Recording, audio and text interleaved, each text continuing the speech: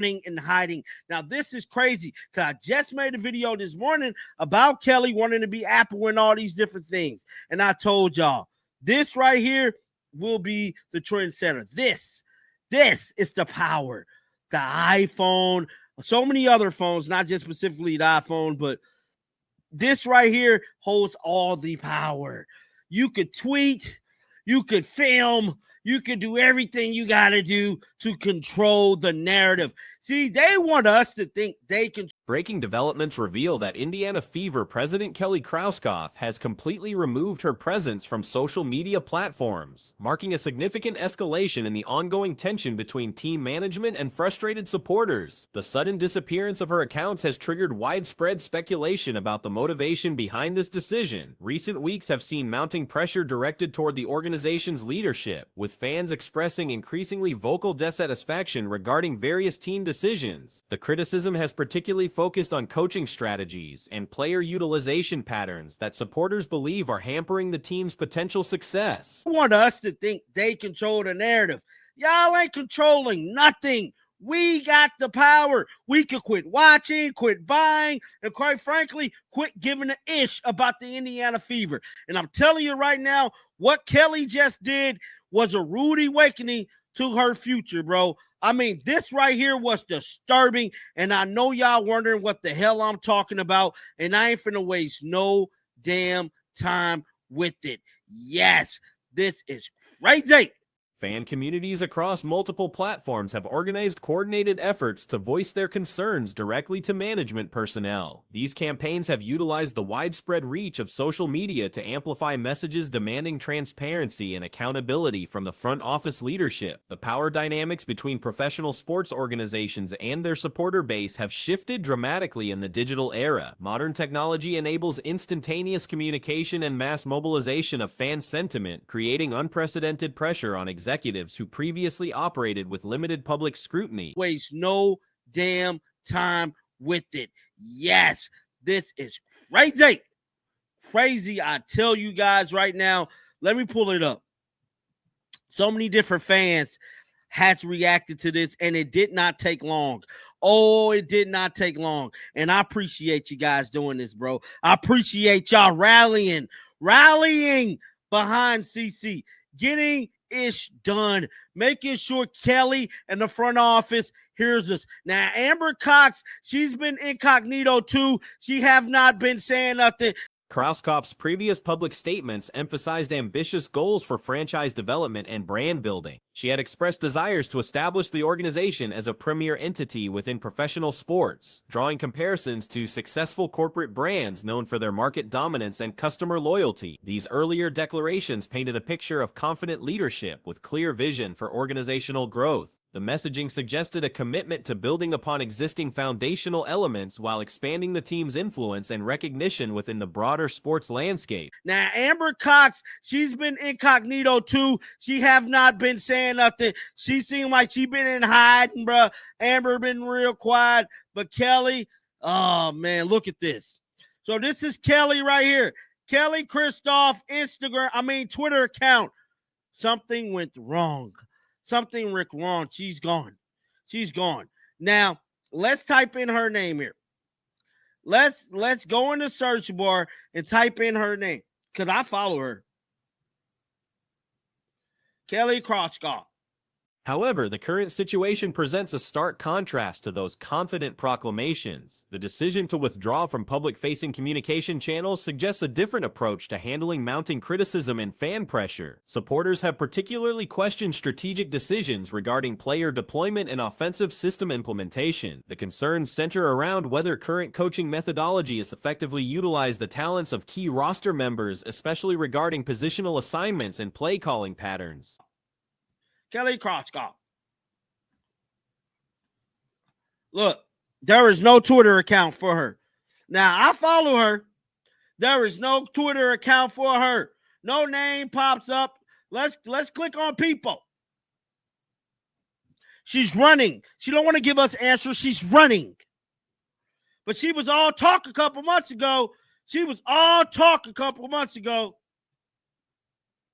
Yes, she was.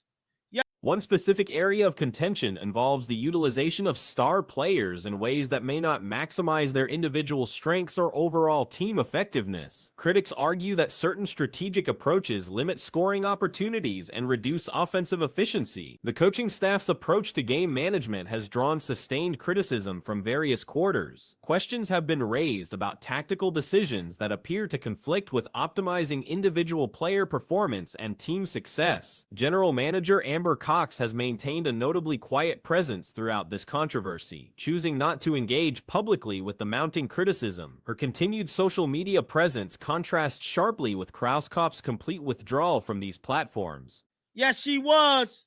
Yes, she was. What happened to this? What happened to this Apple energy? Remember, you said you wanted to be like Apple. What happened to this energy, Kelly? Don't run now. Don't run now. Listen, that we want to sustain the growth and the interest level in the franchise. I mean, this is about the Indiana Fever.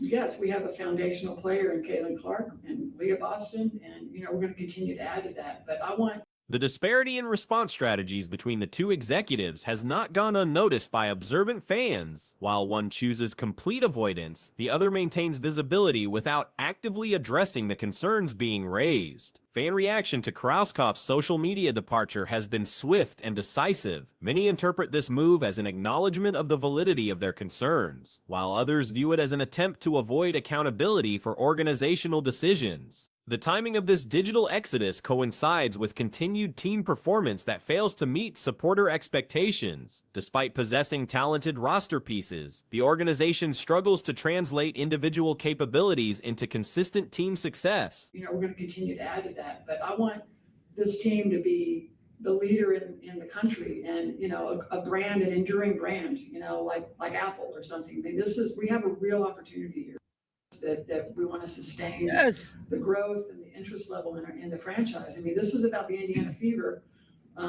Yes, we have a foundational player in Caitlin Clark and Leah Boston, and we're going to continue to add to that. But I want this team to be the leader in the country, and and I just gotta be honest. Critics argue that management's response demonstrates a disconnect between leadership priorities and fan interests.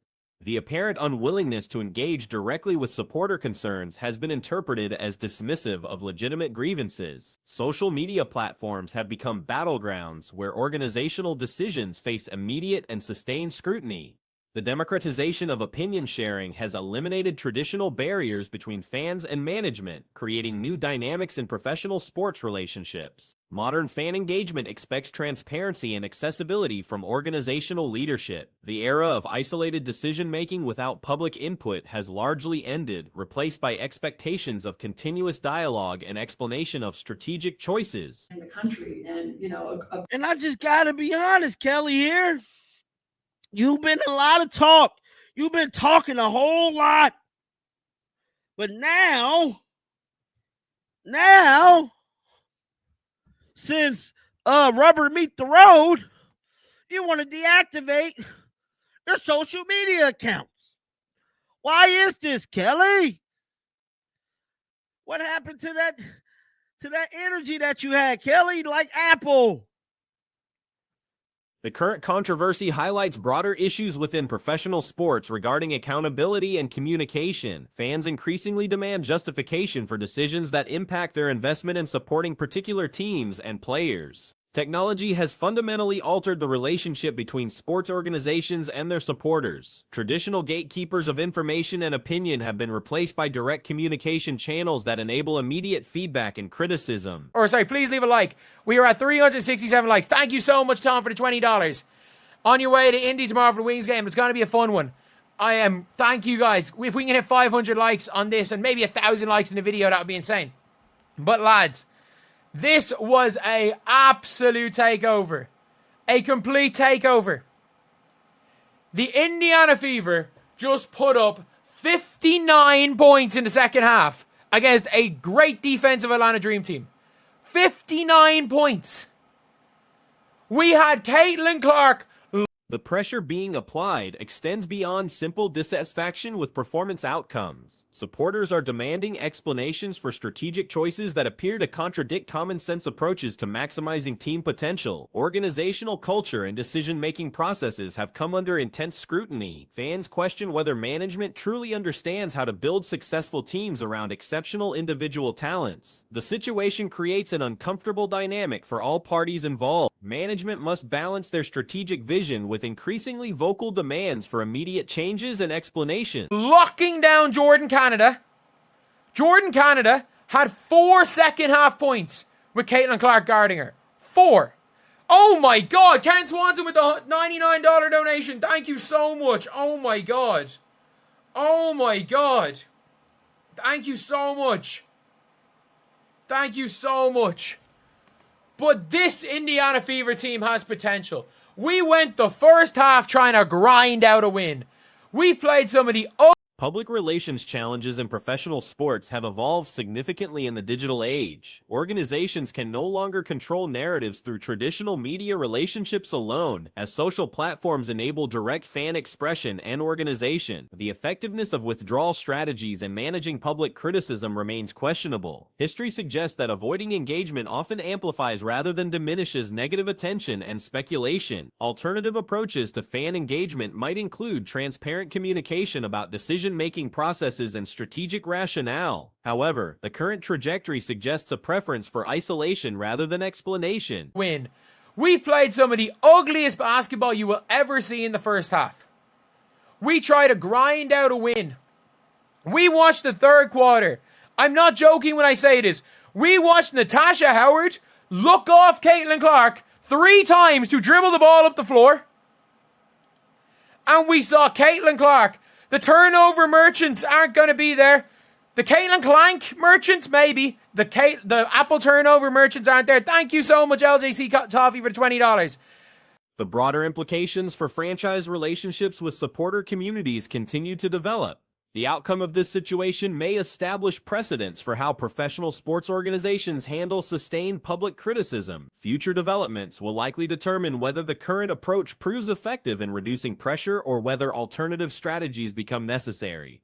The organization faces continuing scrutiny as games proceed and performance questions persist. Team operations must continue despite the surrounding controversy, creating additional challenges for players and staff who remain in the public spotlight. The impact of management turmoil on actual game performance adds another layer to the ongoing situation. The Apple turnover merchants aren't there. Thank you so much, LJC Toffee, for $20. The Apple turnover merchants aren't there for a 9 assist to 2 turnover game. And not only that, I counted 4 passes to free throws. She hit Aaliyah Boston 3 times for free throws. She hit Kelsey Mitchell for no, she didn't hit Kelsey for free throws.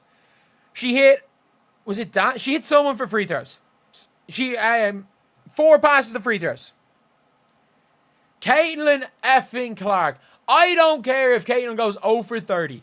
Resolution of these tensions may require significant changes in either organizational approach or public engagement strategies. The current standoff appears unsustainable given the intensity of supporter sentiment and the public nature of professional sports. The demonstration represented exceptional basketball execution. Outstanding pace and movement characterized the performance. The final period featured a comprehensive domination from Caitlin Clark and Aaliyah Boston. Both players orchestrated the takeover together. Clark and Boston maintained limited court time throughout. Within 25 minutes, Clark registered a +12 rating, demonstrating complete control. I don't care if Caitlin goes 0 for 30.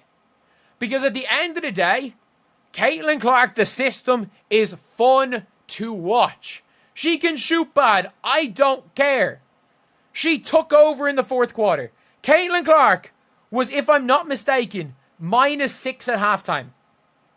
Caitlin Clark was like +18 in the second half. She was +18 in the second half.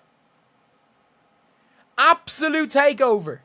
An absolute take. The takeover proved comprehensive and decisive. Indiana accumulated 59 second-half points against Atlanta's formidable defensive unit. The point total represents exceptional offensive output. Clark's defensive assignment against Jordan, Canada yielded remarkable results. Canada managed only 4 second-half points, while Clark provided defensive coverage. The defensive performance proved outstanding. Indiana's potential became evident during this contest. The opening half featured grinding, methodical basketball. The team attempted securing victory through physical, deliberate play. Some of the most unattractive basketball occurred during the initial 24 minutes. The grinding approach dominated early proceedings. Takeover, she's pushing the floor. Everyone's moving. Everyone's running. They're all playing together. Dantas is spreading the floor.